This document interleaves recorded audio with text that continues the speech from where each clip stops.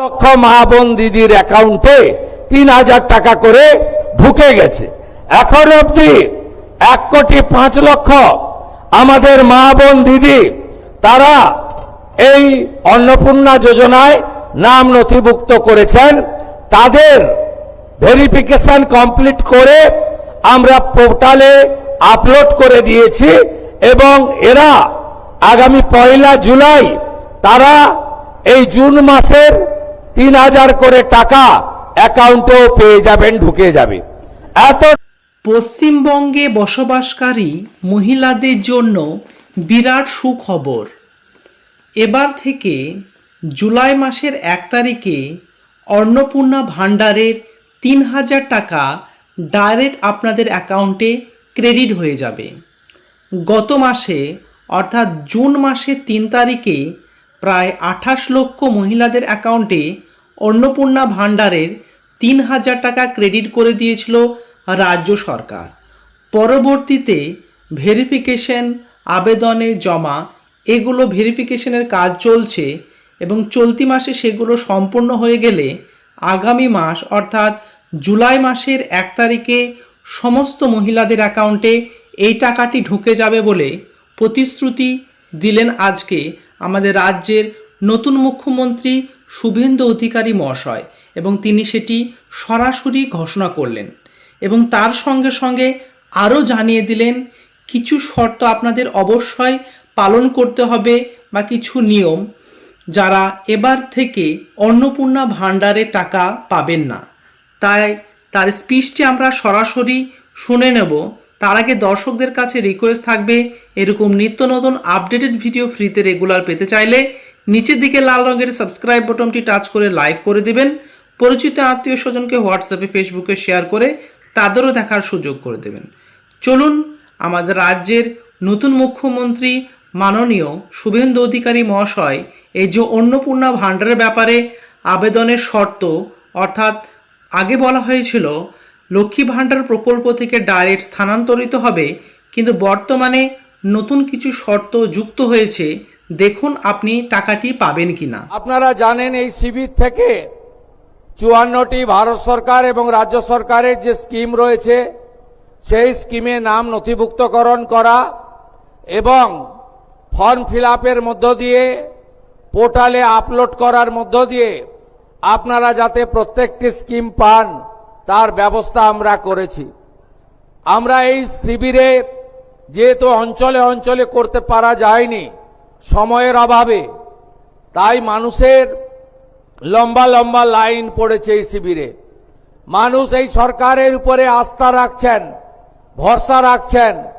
এই সরকার সামাজিক সমস্ত কল্যাণকর কর্মসূচি পরিচ্ছন্নতার সঙ্গে স্বচ্ছতার সঙ্গে কেন্দ্র এবং রাজ্য সরকারের স্কিমের সমস্ত বেনিফিট যাতে ডাইরেক্ট বেনিফিট ট্রান্সফার অর্থাৎ ব্যাংকিং সিস্টেমের মাধ্যমে কোনো রকম দুর্নীতি ছাড়াই, মধ্যস্বত্বভোগী ছাড়াই, কোনো রকম ব্রোকার বা আপনাদের বঞ্চিতকারী যে ব্যবস্থাপনা সেটা ছাড়াই যাতে আপনারা পেতে পারেন, তার জন্য এই ব্যবস্থা নিয়েছেন। সেই কারণে আমরা এত মানুষের তাদের আশা প্রত্যাশা দীর্ঘ লাইন আমরা আগামীকাল 18 তারিখ পর্যন্ত গোটা রাজ্যে এই শিবির চালাবো, এই নির্দেশিকা দিয়েছি। আমরা আপনাদের কাছে যে কথাটা বলতে চাই যে আপনারা জানেন যে এই ৫৪টা স্কিমের মধ্যে সবচেয়ে গুরুত্বপূর্ণ স্কিম হচ্ছে আয়ুষ্মান ভারত। যে আয়ুষ্মান ভারতে পোর্টালে নাম নথিভুক্ত করলে আপনি ভারতবর্ষের যে কোনো জায়গায় সরকারি এবং বেসরকারি হসপিটালে ৫ লক্ষ টাকা পর্যন্ত চিকিৎসা ফ্রি পাবেন। এই রাজ্যে ১,৪৩,০০,০০০ পরিবার, ৬.৫ কোটি মানুষ এই আয়ুষ্মান ভারতের প্রকল্পের সুযোগ আপনারা পারবেন, যার ৬০% অর্থ মোদিজির নেতৃত্বে ভারত সরকার দেবে, ৪০% অর্থ পশ্চিমবঙ্গ সরকার এর সঙ্গে যুক্ত করবে।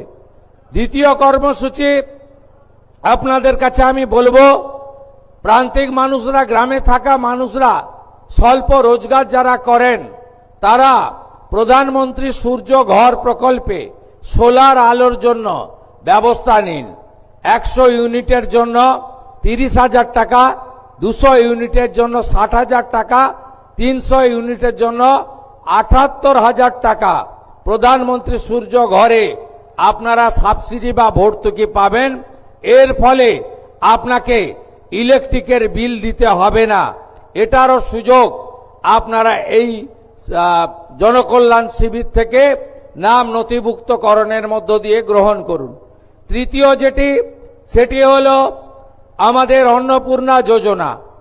আপনারা জানেন যে কেন আমরা ফর্ম ছাপিয়ে ভেরিফিকেশন করে আমরা উপযুক্ত প্রাপকদেরকে চিহ্নিত করছি।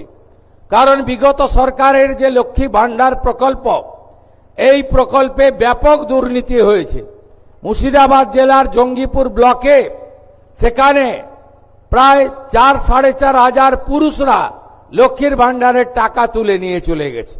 কৃষ্ণনগর 2 নম্বর ব্লকে নদিয়া জেলায় একটা অঞ্চলে 173 জন পুরুষ লক্ষ্মীর ভান্ডারের টাকা তুলেছে। আমাদের মঞ্চে ডিজিপি আছেন, তিনি তার পুলিশ সিআইডি তদন্ত করছে। একটা বড় র্যাকেট আমাদের মা বোন দিদিদের হকের অর্থ, সরকারি অর্থ লুট করেছে। তাই আমরা পরিচ্ছন্নতার সঙ্গে ফর্ম ফিল আপের মাধ্যমে আমরা আপনাদের দিতে চাই। আমরা দিতে চাই তাদের যারা সরকার বা সরকার পোষিত বা প্রাইভেট স্কুল যেখানে সরকার অনুমোদিত, সেই স্কুলে আপনাদের বাচ্চাদেরকে পড়াশোনা আপনারা করান। সেক্ষেত্রে বেসরকারি প্রাইভেট স্কুলও আমরা দেব যারা কেন্দ্রীয় বা রাজ্য বোর্ডের অনুমোদন পেয়েছে। কিন্তু আমরা এমন কোন জায়গায় দেব না যেখানে ধর্মীয় শিক্ষা দেওয়া হয়, যেখানে ভারত বিরোধী কথা শেখানো হয়। সেখানে যারা পড়াশোনা করেন তাদের পড়াশোনাটা আমাদের মূল স্ট্রিম এডুকেশন, মূল ধারার শিক্ষার মধ্যে পড়ে না, আমরা তাদেরকে দেব না। যারা ভারত সরকারের, রাজ্য সরকারের বিভিন্ন ভ্যাকসিনেশন কর্মসূচিতে অংশগ্রহণ করেন না, ভ্যাকসিনেশন যখন হয় বলে এই টিকা আমার বাচ্চাকে লাগাবো না, এটা জন্ম নিয়ন্ত্রণের টিকা, তাই আমরা তাদেরকেও দেব না। তাই আপনারা সহযোগিতা করুন। ইতিমধ্যে জুন মাসে 3 তারিখে 28 লক্ষ মা বোন দিদির অ্যাকাউন্টে 3,000 টাকা করে ঢুকে গেছে। এখন অবধি 1,05,00,000 আমাদের মা বোন দিদি তারা এই অন্নপূর্ণা যোজনায় নাম নথিভুক্ত করেছেন। তাদের ভেরিফিকেশন কমপ্লিট করে আমরা পোর্টালে আপলোড করে দিয়েছি এবং এরা আগামী 1 জুলাই তারা এই জুন মাসের 3,000 করে টাকা অ্যাকাউন্টেও পেয়ে যাবেন, ঢুকে যাবে। এতটুকু চিন্তা করবেন না। এখনো যারা বাকি আছেন জনকল্যাণ শিবিরে আপনারা ফর্ম ফিল আপ করুন, আধিকারিকরা সাহায্য করবে এবং আমরা প্রয়োজন হলে।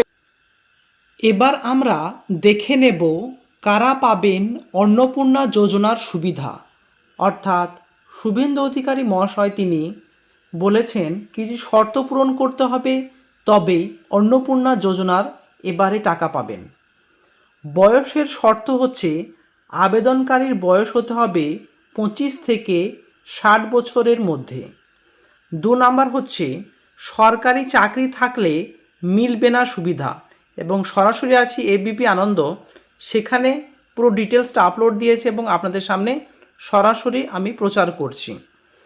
এই দেখছেন যে মহিলারা কেন্দ্র বা রাজ্য সরকারের স্থায়ী চাকরিতে রয়েছেন কিংবা নিয়মিত বেতন বা পেনশন পান, তারা এই প্রকল্পের সুবিধা পাবেন না।